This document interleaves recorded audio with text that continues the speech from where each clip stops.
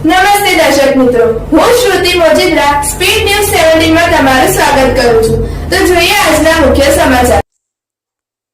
ઊંધિયામાં લોકોની લાઈન. પતંગની સાથે સુરતીઓ ઊંધિયાની માણસે જિયાફત. લોકો જમવાનું નહીં બનાવે, ધાબા પર ઊંધિયાપૂરી લઈને કરે છે મજા.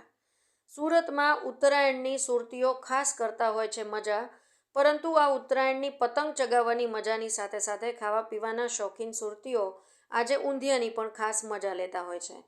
ત્યારે શહેરના તમામ ફરસાણની દુકાનો પર જ્યાં ઊંધિયું મળે છે ત્યાં વહેલી સવારથી લોકોની લાંબી કતારો જોવા મળી અને ભારે ભીડ જોવા મળી રહી છે. આજના દિવસે માત્ર સુરતમાં હજારો ટન ઊંધિયાની જિયાફત સુરતીઓ માણી લેશે. સુરતીઓ તહેવારોની ઉજવણીની સાથે સાથે ખાણીપીણીમાં પણ ખૂબ જ શોખીન મનાય છે. અત્યારે સુરતીઓનો પ્રિય તહેવાર ઉત્તરાયણની મજા માણવા લોકો સવારથી ધાબે ચડી પતંગની મજા માણી રહ્યા છે. સુરતની વર્ષોની એક પરંપરા રહી છે કે ઉત્તરાયણના પર્વની ઉજવણીની સાથે ઊંધિયાની જિયાફતની પણ મજા લે છે.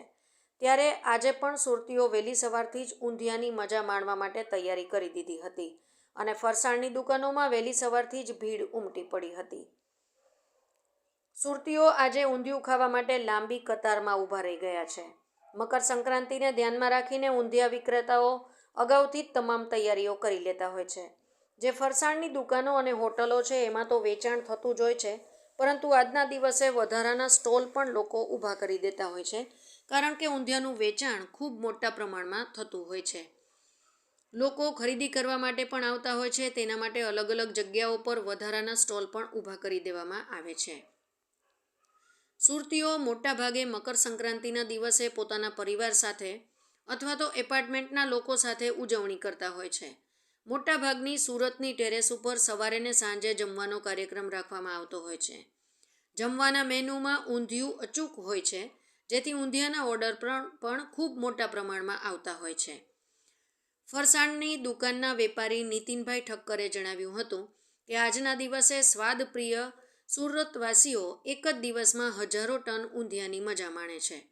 સુરતના લોકોની ઉત્તરાયણના દિવસે એવી માનસિકતા રહી છે કે પરિવાર સાથે તમામ લોકો આજના દિવસે રસોઈ બનાવતા નથી અને સવારથી પરિવાર સાથે લોકો ધાબા ઉપર પતંગ ચગાવવા ચડી જાય છે અને ઉત્તરાયણની મજા માણે છે. આની સાથે તેઓ સવારથી જ ઊંધિયું, પૂરી, જલેબી, લીલી તુવેરના શાક વગેરેની જિયાફત માણી ઉત્તરાયણ પર્વની ઉજવણી કરે છે, જેને લઈ અમારે વહેલી સવારે 5 વાગ્યાથી તૈયારી કરી દેવી પડે છે. આજે પણ સવારથી લોકોનો ખૂબ જ ધસારો જોવા મળ્યો છે. હજુ તો દુકાન શરૂ પણ નહોતી થઈ ત્યારે સવારે 6 વાગ્યાથી લોકો ઊંધિયું લેવા માટે દુકાન પર આવી પહોંચ્યા હતા. નીતિન કાકા, આજે ઉત્તરાયણનો પર્વ છે, કેટલા દિવસો પહેલાંની તૈયારી અને કેટલા કિલો ઊંધિયું બનાવ્યું છે? ને ઊંધિયું તો બેન ગરમ જ સારું લાગે, એટલે તૈયારીમાં તો સબ્જી ખરીદીને બધી તૈયારીઓ ચાલતી હોય છે. બાકી અમે લાઈવ ઊંધિયું જ બનાવીને વેચીએ છીએ અહીંયા આગળ. પણ લોકોનો અતિ ઉત્સાહ છે આજે, અને અમારી અપેક્ષા કરતાં પણ આજે ઘણું લોકો સારું આપ જોઈ શકો છો દુકાનમાં કે ઉત્સાહથી ઊંધિયું ખરીદવા આવે છે. આજનો દિવસ જ એવો છે કે લોકો ગમે ત્યાંથી પણ ઊંધિયું, પૂરી, બટાકાનું શાક, લીલી તુવેરના ઘૂઘરા વગેરે ખાતા હોય છે. કેટલા કિલો ઊંધિયું જાપતી જશે અને શા માટે ઊંધિયું જ ખાવામાં આવે છે?